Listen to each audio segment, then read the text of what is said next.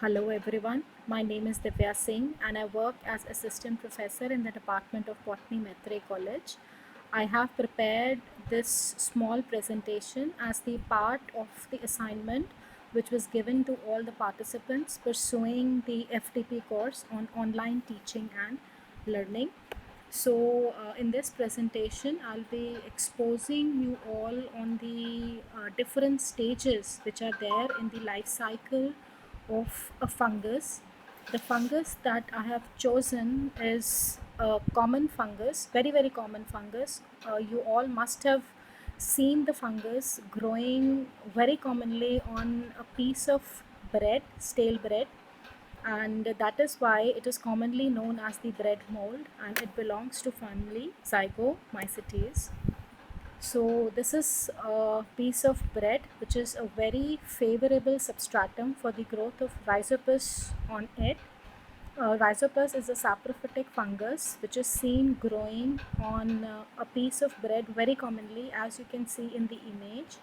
And apart from that, it is also seen growing very commonly on stored fruits, jam, jellies, strawberries, and various other substrates are preferred by Rhizopus. The mycelium of Rhizopus is white, cottony, and fluffy. It looks like cotton, and I'll be telling you about the first stage in the life cycle of Rhizopus when it enters the asexual reproduction. If we talk about the mycelium of Rhizopus, then the mycelium has hyphas, and in the mycelium of Rhizopus, there are three different types of hyphas. The first hypha is known as the rhizoidal hypha. They look just like the roots, and they take up the function of the root. They help the fungus to attach to the substratum and helps in the absorption of nutrients from the substratum. Then the horizontally growing hypha, which is the second type of hypha, is known as the stolon. Now a vegetative Rhizopus would have only these two hyphas, the stolon and the rhizoidal hypha, whereas a Rhizopus mycelium which has entered into asexual reproduction would produce the third type of hypha, which is known as the sporangiophores. As you can see in the image in the slide, the sporangiophores grow upright exactly opposite from where the tuft of hyphas are emerging. So they are in tuft. These sporangiophores are stalk-like structures. They are cylindrical, unbranched, and at their terminal end, each sporangiophore would bear a single sporangium.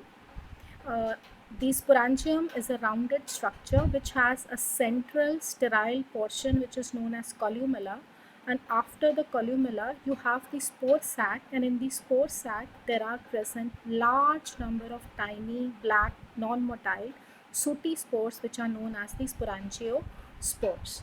Now when these sporangiospores are liberated, they germinate to produce the fresh fungus. So this is the mode of asexual reproduction in Rhizopus. And if we take the mycelium of Rhizopus and try to prepare a slide and observe it under the microscope, so it will appear like this.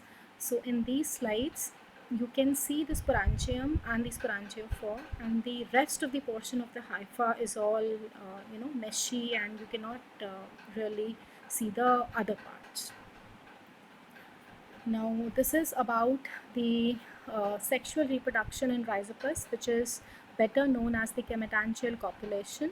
The sexual reproducing organs like entheridium and the oogonia are absent in Rhizopus, and the exchange of the cytoplasm and the nuclei, the mixing of the cytoplasm and the nuclei basically happens by the copulation of the gametangia, and so it is known as the gametangial copulation. So whether the strain of the Rhizopus is homothallic or heterothallic, it involves the fusion of the two gametangia, which can be isogametangia or anisogametangia.